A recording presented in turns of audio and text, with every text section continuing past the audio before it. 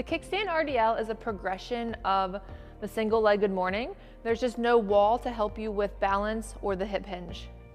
So you're gonna start with an 8 to 10 pound kettlebell in your right hand, and you're gonna kick that right foot behind you just like you did when it was up on the wall. So on the toes, the weight of the left leg is gonna be in the outer edge of the foot.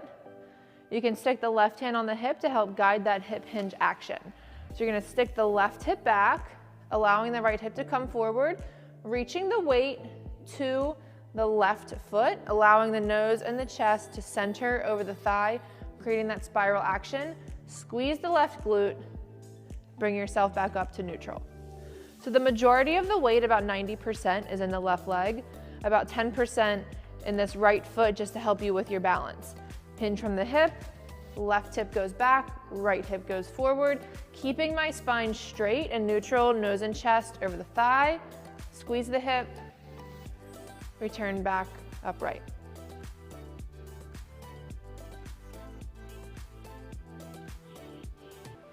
For the Bulgarian Split Squat, you will need your step, bench, and or chair. So to get set up, the best way to do it is to start on the floor. Place the top of the foot behind you on the object, and then the front foot you want to set up so that the knee is directly over the ankle. In order to do that, we're going to manipulate the hip as well as the position of the foot.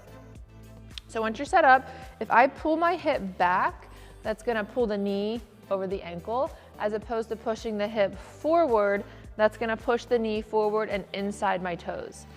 So foot flat on the floor, about 90 degrees in the knee, pull the hip back, hinge from the torso, so hinge from the hip, bringing the torso forward, nose and chest over this loaded thigh, squeeze and contract the glutes first, and then stand up.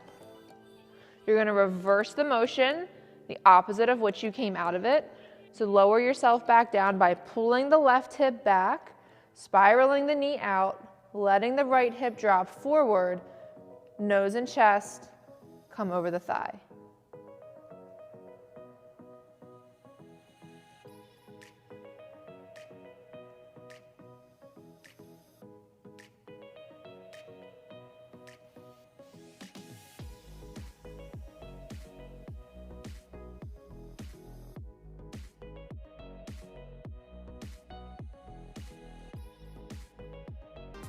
For the reverse lunge, you're gonna start on the floor. It's the easiest way to ensure that your feet are in the right position. So left foot forward, knee directly over the ankle with the right knee on the floor. You're gonna place your hands on your hips, pull the left hip back, allowing the right hip to come forward. That's gonna pull the knee out towards the pinky toe. Nose and chest are gonna center over the thigh. Tuck the back toes, squeeze the glutes on the left side, and then stand up tall. You're gonna reverse that by stepping the right foot back, pulling the left hip back as you lower, hinging from the hip, nose and chest over the thigh. The knee remains over the ankle. What you wanna watch out for is that you don't let the knee go forward, letting the heel come up, and do not let the knee crash inside the big toe. Okay, so again, pull the hip back, the knee comes out, stand up, reverse it, enter that spiral, pull the hip back, hinge from the hip, chest and nose come forward.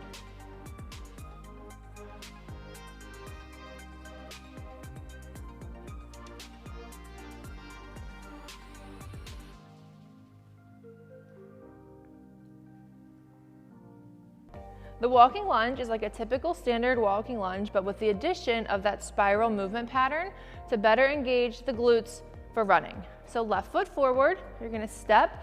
As you lowered, pull the left hip back, right hip comes forward, hinging at the hips, nose and chest over the thigh. Use that left glute, push yourself up.